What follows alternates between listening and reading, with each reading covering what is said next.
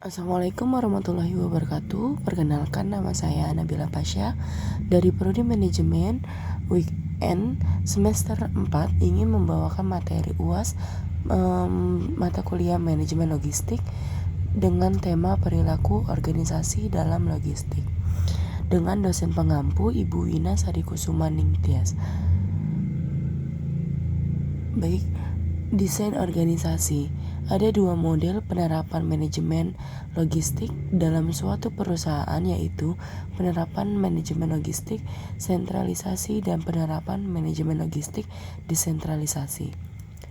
Penerapan manajemen logistik untuk sentralisasi maupun desentralisasi dilakukan dengan mempertimbangkan beberapa faktor seperti strategi perusahaan, jangkauan pasar, kemampuan manajemen, dan sumber daya lainnya atau manusia, alam, modal.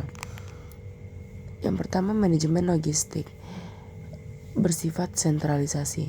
Sentralisasi dalam struktur organisasi menggambarkan apakah seorang pimpinan akan memberikan wewenangnya atau tidak.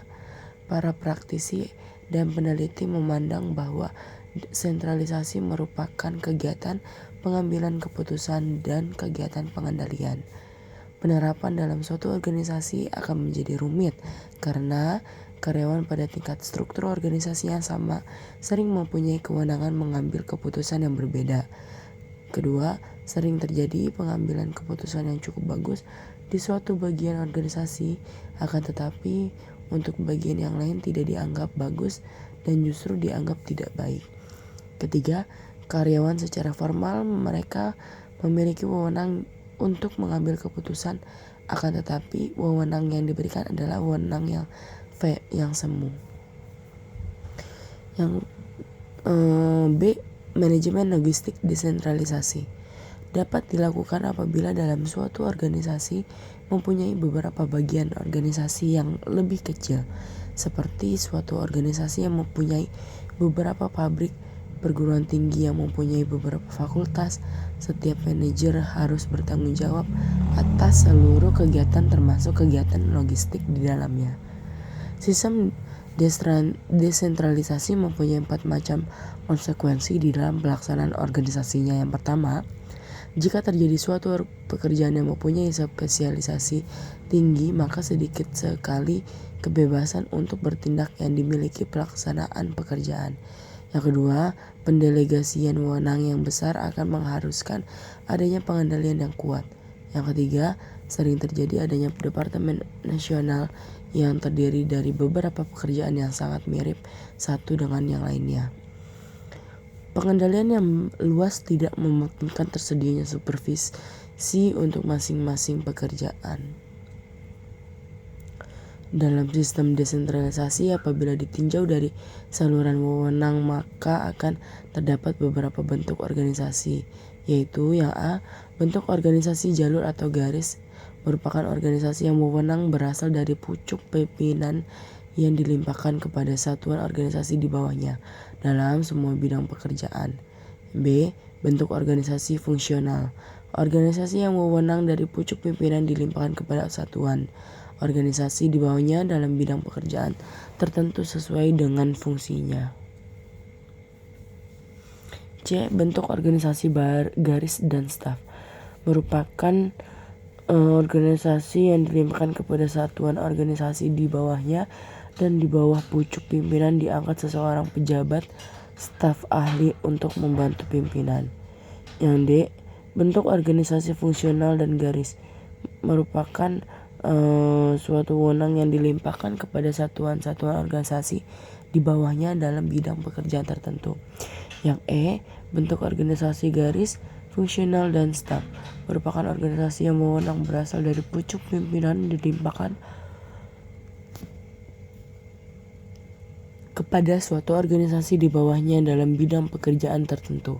Pimpinan tiap bidang berhak memerintahkan kepada semua pelaksana yang ada sepanjang menyangkut bidang kerjanya, dan di bawah pucuk pimpinan diangkat seorang ahli. Kemudian manajemen logistik gabungan. Gabungan sistem ini mengkombinasikan antara penerapan sentralisasi dan desentralisasi.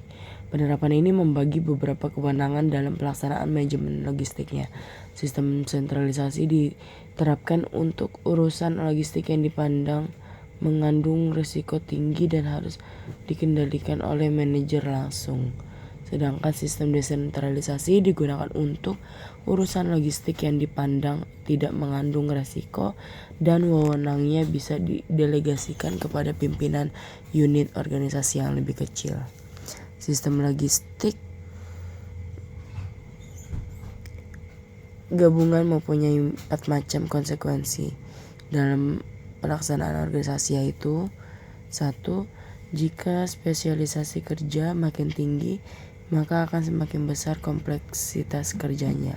Yang kedua, semakin besar pendelegasian wewenang, maka akan semakin besar kompleksitasnya.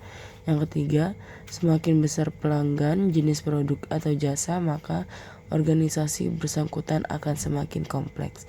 Yang keempat, jika rentang kendalinya sempit, maka akan semakin kompleks pelaksanaannya. Dalam sistem gabungan terdapat beberapa bentuk organisasi, yaitu 1. Bentuk organisasi garis jalur atau garis.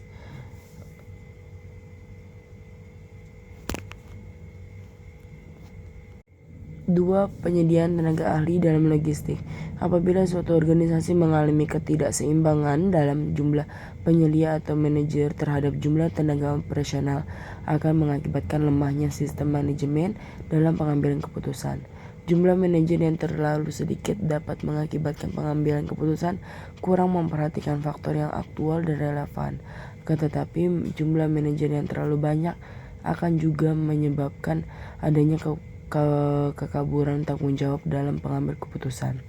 Yang ketiga, evolusi organisasi merupakan perubahan konsep dari konsep lama ke konsep baru yang mengarah ke terpaduan antara masing-masing kegiatan dalam kegiatan logistik.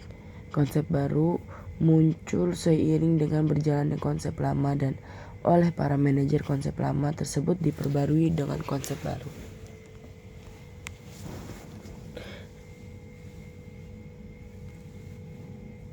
Oke, sekian dari saya, kurang lebihnya mohon maaf. Wassalamualaikum warahmatullahi wabarakatuh.